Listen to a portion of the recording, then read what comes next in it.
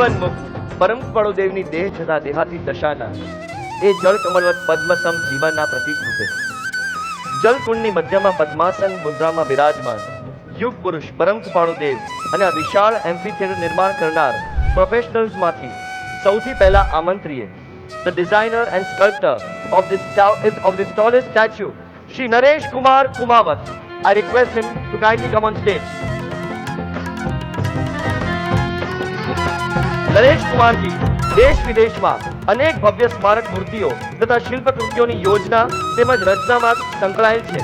તેમના સર્જનોમાં સિક્કિમ ખાતે ભગવાન બુદ્ધની 121 ફૂટની ઊંચી પ્રતિમાજી, શિમલામાં 108 ફૂટની હનુમાનજીની મૂર્તિ વગેરે અનેક પ્રતિષ્ઠિત પ્રતીકોનો સમાવેશ થાય છે.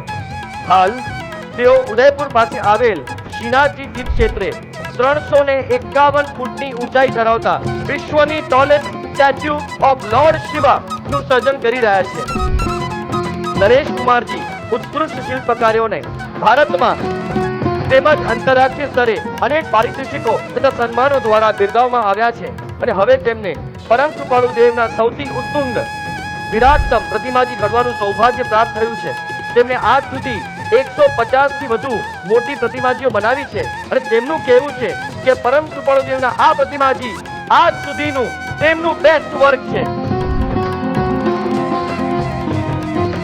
આ નિર્માણ કાર્ય દરમિયાન પૂજ્ય ગુરુદેવજી પ્રત્યે તેમને અપાર સ્નેહાદર પ્રગટ્યો છે અને સાહેબજીએ પણ ગુરુગ્રામમાં આવેલ તેના સ્ટુડિયો પર પધારી તેમને પ્રેમ પુરસ્કારથી ધન્ય કર્યા છે.